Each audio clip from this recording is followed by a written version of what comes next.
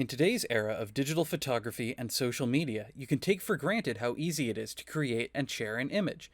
But in a time before the printing press, every illustration had to be made with intention. Artists, and the patrons commissioning them, used iconography, posing, and text in order to efficiently convey a message regarding their subject. Two artists with divergent intentions could produce wildly different portrayals of the same person.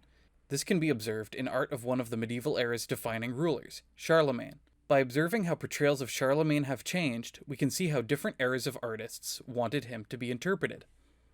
Charles the Great, also known as Charlemagne, was a vital figure in medieval history. Ruling as king of the Franks from 768 to 814 CE, his realm stretched across France, northern Italy, and much of Central Europe. In exchange for protection, the Pope named Charles Emperor of Rome, adding to his already impressive list of titles. Throughout the Middle Ages, both France and the Holy Roman Empire claimed descent from Charlemagne, leading to frequent depictions of the emperor in art and literature. While the Carolingian period saw an increase in artistic production, little of it depicts Charlemagne, instead focusing on historical and religious matters. A key description of the emperor-king comes shortly after his death, in the form of Vita Caroli, a biography of Charles. This text was written by Einhard, a personal friend of Charlemagne, who dedicates a portion of the text to describing his appearance and personal habits. The king is described as tall and strong, though a bit pudgy, with a large nose, thick neck, and white hair. The only surviving portrait of Charles produced during his lifetime is a set of coins minted shortly after his imperial coronation. The coins depict the Frankish emperor in Roman costume, crowned with a laurel. The text reads, Carolus Imperator Augustus, basically meaning Charles, the Great Emperor. The portrait is largely consistent with Einhard's description of Charles, featuring a large nose and a double chin. He appears to be clean-shaven, though there's a hint of a mustache on his upper lip. This image was not meant to be a naturalistic portrait of the emperor, at least not in terms of his outfit. In fact, Einhard specifically mentions Charlemagne disliked dressing in Roman style, only doing so on 2 occasions at the request of the Pope. Instead, he is said to dress in the Frankish national style. Rather than capturing his actual appearance, this coin is a representation of his role as emperor. The image closely follows the model of previous imperial Roman coins, such as this one meant to depict Emperor Tiberius. Both coins depict the laurel-clad profile of their respective emperor, with a calm expression and an abbreviated form of their title and name written in a ring around the edge of the coin. This adoption of imperial imagery presents Charlemagne as the successor to Roman power in both appearance and name. In her essay, Charlemagne's Portrait, Coinage, and Ideas of Rulership at the Carolingian Court, Jennifer Davis argues this image has further associations beyond that of Rome, discussing how Roman imagery had been previously utilized by Germanic rulers, notably previous Frankish kings. For example, this coin was minted by King Childebert III, a member of the Merovingian dynasty that preceded Charlemagne's on the Frankish throne. By recycling these Roman elements, Davis says, the Carolingians harken back not just to the Roman past, but to a Germanic one. On other versions of Charlemagne's coin referenced by Davis, the emperor is referred to as Imperator Augustus Rex Francorum et Longobardum, meaning the August Emperor, king of the Franks and Lombards. Through this imagery and language, Charles asserts his place as successor to both imperial Rome and the Frankish and Lombard kingdoms. There are unfortunately no other surviving depictions of Charlemagne from his own life, though some produced shortly after provide us a glimpse at that Frankish national style mentioned by Einhard. This 10th century manuscript recreates an illustration believed to have dated back to the 9th century, depicting a mustachioed emperor with a conical hat. There is also this statue from the reign of Charlemagne's grandson Charles the Bald. The identity of the writer is not established within the image, but is believed to depict one of the 2 Charleses. The emperor is shown with a mustache, a cloak, and a sword. In one hand he holds a globe, representing the earth. This was a common image of power throughout the Middle Ages, depicting the subject, usually a king or divinity, literally holding the earth in their hand.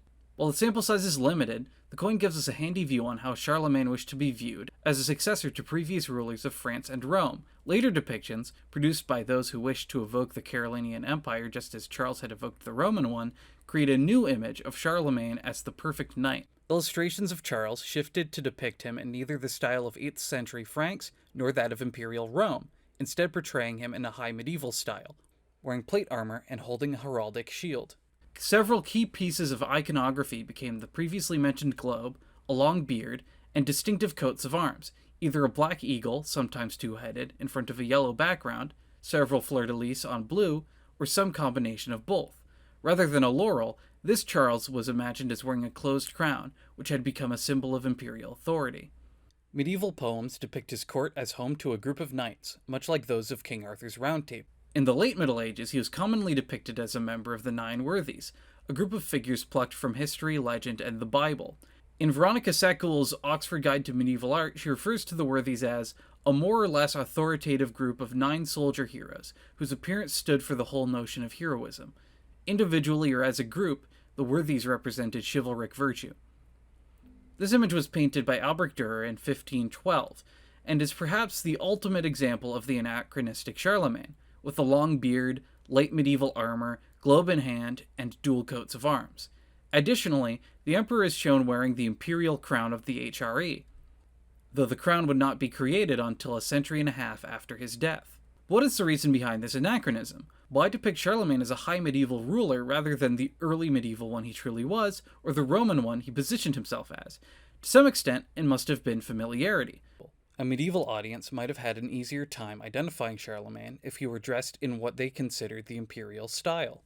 Neither the Roman or Frankish style would have been as closely associated with imperial power as golden robes and a closed crown to medieval and early modern audiences.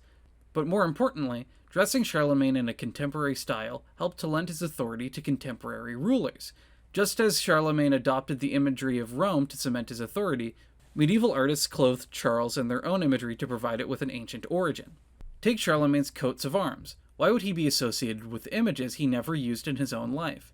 Adrian Ailes explains the symbols in his essay, The Attributed Arms of Charlemagne, 1200 to 1500. According to Ailes, France and the Holy Roman Empire hoped to associate their current states with Charlemagne. Both originated as smaller kingdoms founded after the Carolingian Empire was partitioned by Charlemagne's grandchildren. Charlemagne was considered a predecessor to both the emperors of Germany and the kings of France. To solidify this association, artists from both states depicted the emperor with their own nation's heraldry.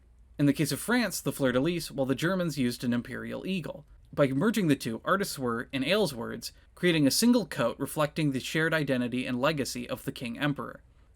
However, these images did not solely serve to link Charlemagne to contemporary Germany and France, but further cemented his role as a successor to previous Germanic and Roman rulers. As Helmut Nichols says, in another case of retroactive heraldry, the arms of the medieval Holy Roman Empire were generally considered to have been the arms of ancient Rome. This attribution can be seen in this depiction of the Nine Worthies. Julius Caesar is located second from the left, mirroring the position of Charlemagne. He is depicted with the two-headed eagle on his shield.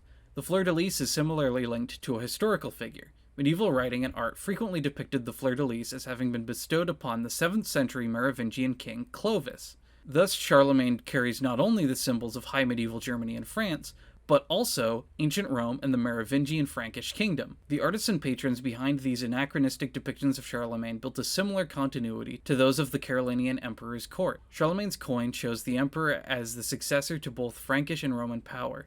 The later portraits present Charlemagne as inheriting symbols and authority from antiquity before transferring them to France and the Holy Roman Empire. Just as Charlemagne costumed himself in the style of the Romans he considered his predecessors, his successors dressed him in their own style. Both sets of creators linked their current moment to the past. This anachronistic visual continuity presents the rulers of medieval Europe as the descendants of a long line of kings, with a unified visual culture and set of chivalric values. This can also be seen in the way medieval artists depicted Alexander the Great, King Arthur, King David, or any of the other Nine Worthies, all of whom were similarly depicted in art and writing as anachronistic knights. Analyzing an image allows historians to understand how the artist wished the subject to be viewed. In the case of Charlemagne's court artists, they intended for Charles to be seen as the successor to previous Roman emperors and Frankish kings. The artists of the High Middle Ages, commissioned by the nobility of their own time, wished for the audience to understand Charlemagne as the predecessor to contemporary leaders, and a link between the current moment and antiquity. These intentions can be seen in their differing portrayals of Charlemagne. Thanks for watching!